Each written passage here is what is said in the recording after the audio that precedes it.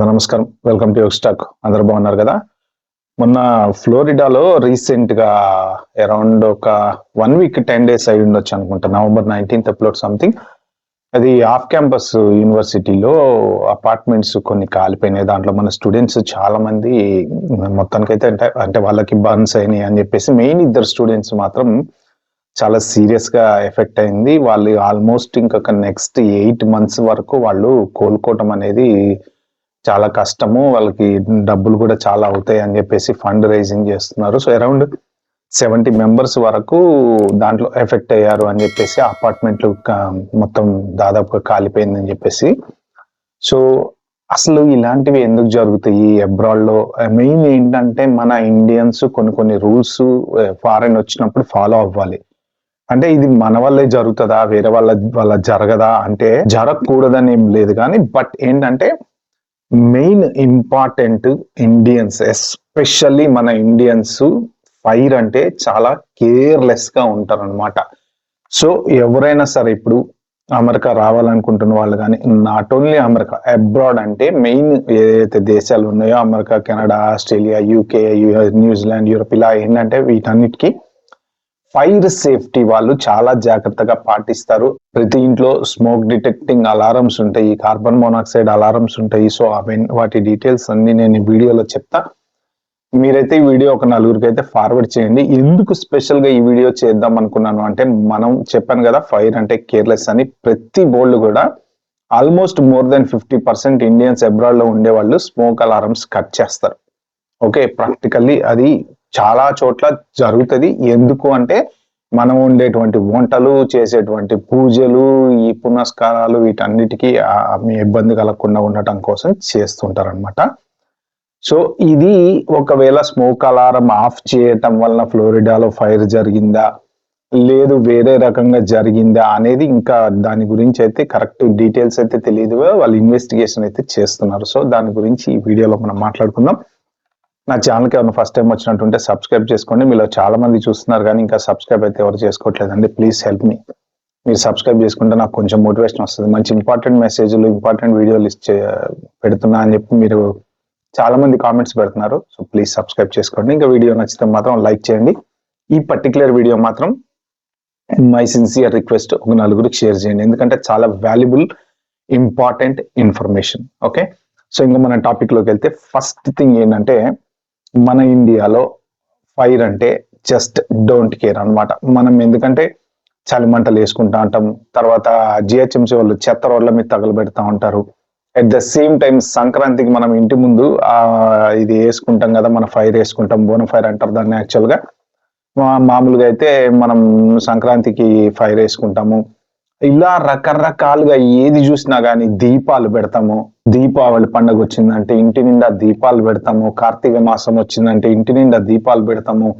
గుళ్ళలలో కూడా వాటిలో ఇష్టం వచ్చినట్టు ఎక్కడ పడితే అక్కడ ఫైర్, ఊదికడ్డీలు అవి ఇవి పెడుతుంటారు. కాకపోతే కొన్ని ఓపెన్ గా ఉంటాయి కాబట్టి పర్లేదు కానీ బట్ ఏది ఏమైనా మన దగ్గర ఫైర్ సేఫ్టీ అనేది 100% లేదు. ఎందుకంటే మనిషి ప్రాణానికి ఖచ్చితంగా మన దగ్గర విలువ లేదు. ఎందుకంటే బస్ లో కూడా రీసెంట్ గా చూసాం కదా, మనకి అన్ని చోట్ల వదిలేస్తే మన తెలుగు దాంట్లోనే జరిగినటువంటి 10 years బ్యాక్ 52 మంది సజీవ దహనం అయిపోయారు. మొన్న రీసెంట్ గా ఒక 1-2 months బ్యాక్ అనుకుంటా అదొక 19 మంది సజీవ దహనం అయిపోయారు. అంటే సేఫ్టీ ప్రికాషన్స్ కానీ సేఫ్టీ మెజర్స్ కానీ అంటే ఒక బస్ లో చిన్న ఫైర్ వస్తే తప్పించుకోవటానికి బయటికి వెళ్ళినటువంటి సేఫ్టీ ప్రికాషన్స్ లేనటువంటి కేర్లెస్ యాటిట్యూడ్ అనేది మన దగ్గర ఉందన్నమాట. సో స్మోక్ అలారమ్స్ అనేవి మనం ఇండియాలో పెట్టుకోము.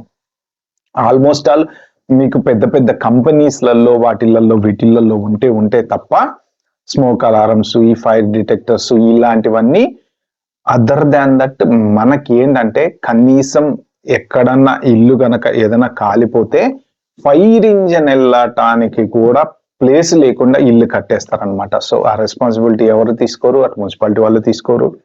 ఉన్నాయి రూల్ బుక్ లో చాలా ఉన్నాయి కానీ ఎవరు పాటించరు. సో దాంతో మనకి ఏంటంటే ఒక కైండ్ ఆఫ్ యాటిట్యూడ్ అనేది డెవలప్ అయిపోయింది. ఫైర్ అంటే లైట్లే అన్నట్టు. అయితే ఇక అబ్రాడ్ గనక వస్తే ఫస్ట్ థింగ్ ఏంటంటే మన వాళ్ళు చేసేది ఇల్లు తీసుకున్న తర్వాత స్మోక్ అలారం అనేది ఏదైతే ఉంటుందో దాన్ని డిస్కనెక్ట్ చేస్తారు. ఆల్మోస్ట్ మోర్ దెన్ 50% ఇండియన్స్ చేసేది ఇదే. ఎందుకు అంటే మనం పూజలు చేస్తాం. ఫస్ట్ ఆఫ్ ఆల్ ఊది కడ్డీలు పెడితే గుప్పున ఇట్లా పొగ వెళ్ళాలి, ఇంట్లోంచి మంచిగా స్మెల్ రావాలన్నమాట.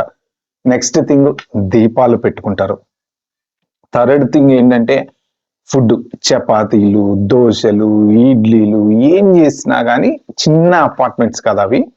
కొన్ని పెద్ద ఇల్లు ఉన్నప్పుడు వేరు, చిన్న అపార్ట్మెంట్స్ ఉన్నప్పుడు ఏంటంటే ఆ చిన్న అపార్ట్మెంట్స్ కి ఆ కిచెన్ కి దగ్గరలోనే స్మోక్ అలారం పెడతారు. వాడు కిచెన్ కి దగ్గరలోనే స్మోక్ అలారమ్స్ ఎందుకు పెడతారు అంటే మెయిన్ కిచెన్ లో ఎక్కడైనా ఏమైనా బర్న్ అయినప్పుడు, వంటలు చేసినప్పుడు కానీ, కుకింగ్ అనేది జనరల్ గా ప్రతి వాళ్ళు చేస్తారు, ఇండియన్స్ అనే కదా ఎవరైనా కానీ, బై ఎనీ ఛాన్స్ ఏదైనా ఆ మంట ఎక్కువ వచ్చినా లేకపోతే పొగ ఎక్కువ వచ్చినా, సో దాని వల్ల ఏంటంటే ఫైర్ ఎక్కువ స్టార్ట్ అయ్యేది గ్యాస్ స్టవ్ దగ్గర నుంచి స్టార్ట్ అవుతుంది. కాబట్టి జనరల్ గా కుక్కర్ అంటారు ఇంగ్లీష్ భాషలో, కుక్కర్ దగ్గర నుంచి స్టార్ట్ అవుతుంది. కాబట్టి వాళ్ళు ఏంటంటే కిచెన్ కి కొంత దగ్గరలో పెడతారు అనమాట. కొంతమంది ఏంటంటే ఇల్లు పెద్దగా ఉన్నప్పుడు ఏంటంటే ఒక 2-3 స్మోక్ డిటెక్టర్స్ పెట్టుకుంటారు, హాల్లోనో లేకపోతే ఇంకొక చోట, అది డిపెండ్స్ అనమాట. చిన్న 2 బెడ్రూమ్ అపార్ట్మెంట్ అయితే కనుక మెయిన్ కిచెన్ కి దగ్గరలో పెడతారు. సో మోస్ట్ ప్రాబబ్లీ ఏంటంటే కిచెన్ కి వెనక పక్క ఒక డోర్ అనేది ఉంటది. ఏదన్నా కొంత చపాతీ లాంటివి కాల్చేటప్పుడు ఏంటంటే ఆ డోర్ తీసేసుకుంటే పొగ బయట నుంచి వెళ్ళిపోతుంది. ఎగ్జాస్ట్ ఆన్ చేసుకొని కిచెన్ డోర్ క్లోజ్ చేసుకొని గనక మీరు కుకింగ్ చేసుకుంటే మోస్ట్ ప్రాబబ్లీ స్మోక్ అలారం మోగేటువంటి ఛాన్స్ అయితే ఉండదు. ఇంకోటి కూడా ఏంటంటే ఒకవేళ స్మోక్ అలారం కానీ మోగింది అంటే ఫర్ ఎగ్జాంపుల్ దాన్ని ఏం చేయొచ్చు అంటే మనకి స్విచ్ అనేది ఒకటి ఉంటది. కాబట్టి అప్పటికప్పుడు అంటే మనము అక్కడ ఉన్నప్పుడు ఫర్ ఎగ్జాంపుల్ చపాతీలు కాలుస్తున్నాము, ఏ పొగకో స్మోక్ అలారం మోగింది, అది మనకు తెలుసు కదా చపాతీ వల్ల వచ్చిందని. కాబట్టి అక్కడ దాన్ని రీసెట్ చేసి డోర్ ఓపెన్ చేసి పెడితే ఆ పొగ అంతా బయటికి వెళ్ళిపోతుంది. కాబట్టి మళ్ళీ తర్వాత మళ్ళీ సెకండ్ టైం అలారం వచ్చే ఛాన్స్ తక్కువ ఉంటుంది అనమాట. మెయిన్ ఎస్పెషల్లీ స్టూడెంట్స్ ఏంటంటే వాల్నరబుల్ గా ఉంటారు అనమాట. ఎవరు వాళ్ళు ఏంటంటే ఆ ఏజ్ కి తగ్గట్టు వాళ్ళు ఉంటారు కాబట్టి కొంత క్లీన్లీనెస్ అనేది తక్కువ ఉంటది. ఇంటి గురించి పెద్ద పట్టించుకోరు, ఎవడెవడో వస్తుంటాడు, ఎవడెవడో పోతుంటాడు. ఇప్పుడు ఒక 4-5 కలిసి ఇల్లు తీసుకుంటారు. నేను క్లీన్ చేయలేదని వాడు, నేను క్లీన్ చేయలేదని వీడు, అలానే ఉంటది ప్రతి చోట, ఇండియాలో అయినా ఇక్కడైనా ఎక్కడైనా కానీ. అది ఆ ఏజ్ అలా ఉంటది అనమాట. తప్పు పట్టాల్సిన అవసరం ఏం లేదు వాళ్ళని. కానీ ఒక్కోసారి ఏంటంటే వాళ్ళు ఇంటికి వస్తారు, ఏదో ఒకటి మీ ఒక పార్ట్ టైం జాబులు చేసుకుంటూ వచ్చేవాళ్ళు 1 గంట 2 గంటలో టైం ఉంటుంది, ఇంత తింటాడు పండుకుంటాడు. ఆ టైంలో ఈ స్మోక్ అలారం మోగకుండా వాడు ఇన్ని జాగ్రత్తలు తీసుకోవాలంటే వాళ్ళు పెద్ద కేర్లెస్ గా ఉంటారు అనమాట. మెయిన్ ఏంటంటే ఇలాంటి ఫైర్స్ ఎక్కడ స్టార్ట్ అవుతాయి అంటే ఖచ్చితంగా కుక్కర్ దగ్గరనే స్టార్ట్ అవుతాయి. స్టూడెంట్స్ ఏంటంటే దీపాలు పెట్టుకోవటాలు ఇలాంటివన్నీ ఏం చేయరు.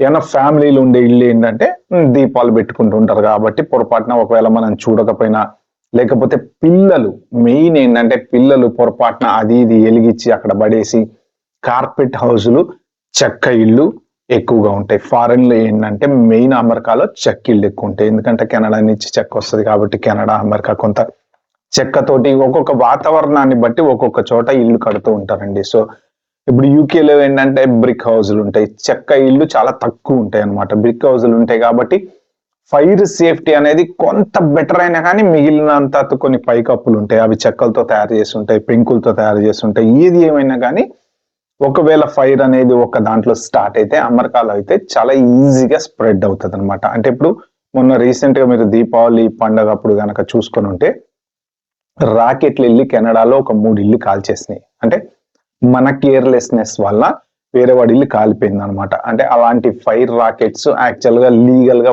వాడకూడదు, కానీ మనం పండగను ఎంజాయ్ చేయడం కోసం పక్కోడు కొంప తగలబెట్టాం అనమాట. సో 100% అది దాంట్లో వాస్తవమే అది. ఎందుకంటే మన ఎంజాయ్మెంట్, ఫైర్ అంటే మనకి కేర్లెస్ కాబట్టి వీళ్ళు ఏంటంటే వీళ్ళు ఏదైనా ఈ దీపావళి మందులు కానీ లేకపోతే ఏదైనా వీళ్ళు కూడా కొవ్వొత్తులు పెట్టుకుంటా ఉంటారు.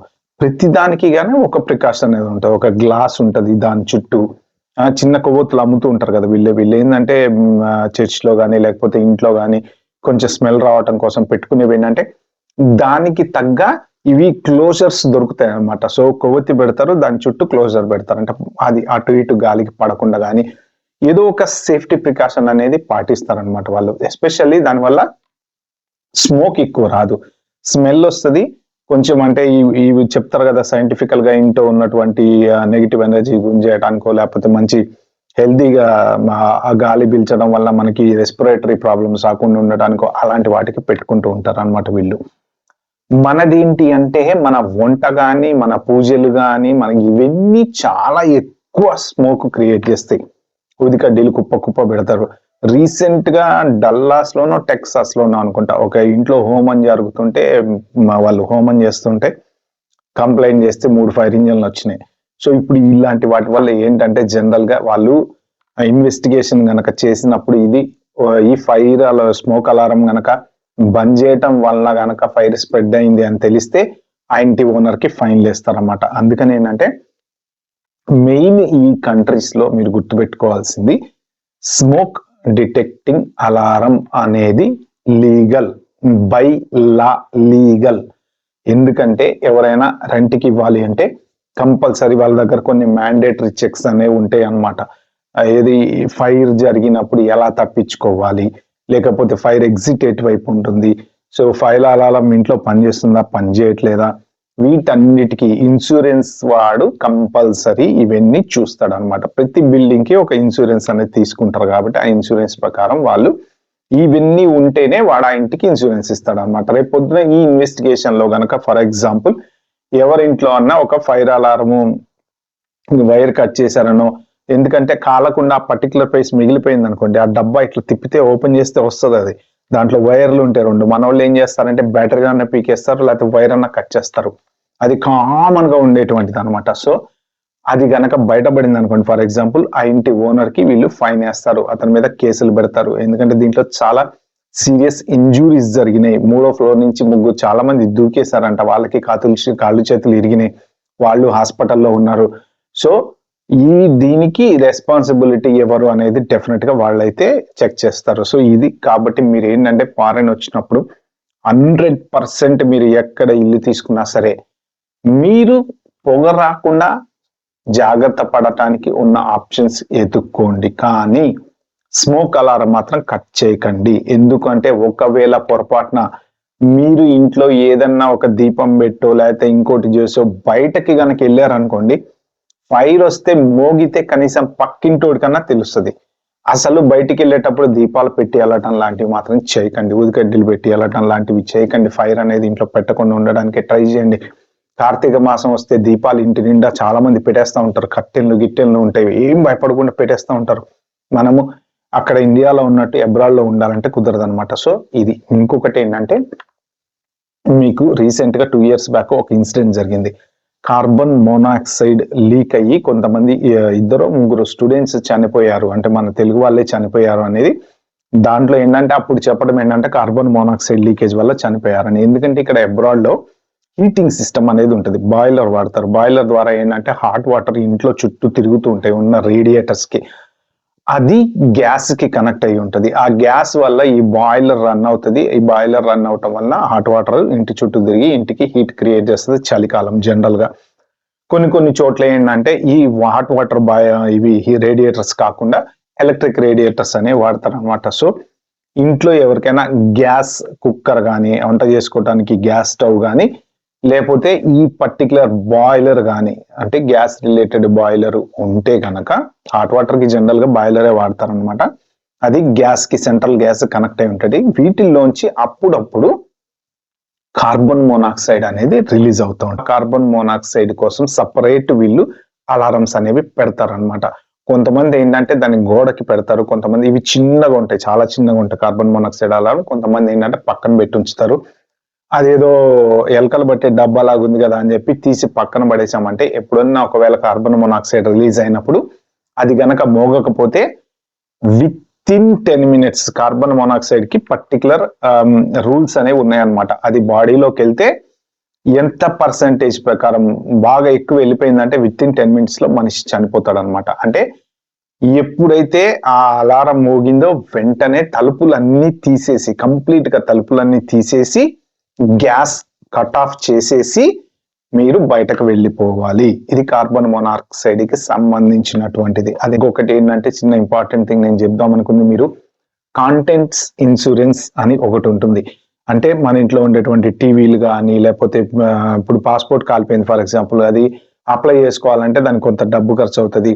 లేదు మనకి టీవీ ఉంది, ఫ్రిడ్జ్ ఉంది, లేకపోతే మన ల్యాప్‌టాప్ ఉంది, యాపిల్ ల్యాప్‌టాప్ ఉంది, చాలా కాస్ట్ అవుతది, కాలిపోయింది. సో, ఇలా కంటెంట్స్ ఇన్స్యూరెన్స్ అనేది గనక ఇంటికి తీసుకుంటే ఏమన్నా వస్తువులు పాడైపోయినా, కాలిపోయినా ఇలాంటివి ఏమన్నా జరిగినా వాళ్ళు మనకి డబ్బులిస్తారు. At the same time health insurance అనేది కంపల్సరీ తీసుకోండి.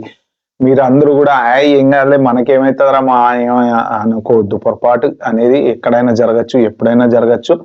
ఫారెన్‌లో హెల్త్ ప్రాబ్లమ్ వచ్చిందంటే డబ్బులు చాలా అవుతాయి. లక్షలవుతాయి. ఇప్పుడు ఈ ఇద్దరు హాస్పిటల్‌లో ఉన్నటువంటి వాళ్ళు కోలుకోవటానికి 8 నెలలు పడుతుందంట. సో, అంటే వాళ్ళకి చాలా డబ్బులు ఖర్చయ్యేటువంటి ఛాన్స్ ఉంది. ఇప్పుడు వాళ్ళ పేరెంట్స్ రావాలి ఇక్కడికి. వాళ్ళని చూసుకోవాలి. ఈ చదువుకోవడానికి వచ్చినటువంటి లైఫ్ ఏదో మంచిగా సెటిల్ చేసుకుందాం అనుకొచ్చి అన్‌ఫార్చునేట్ సిట్యుయేషన్స్‌లో వాళ్ళు ఇలా పాపం జరగడం అనేది బాధాకరమే.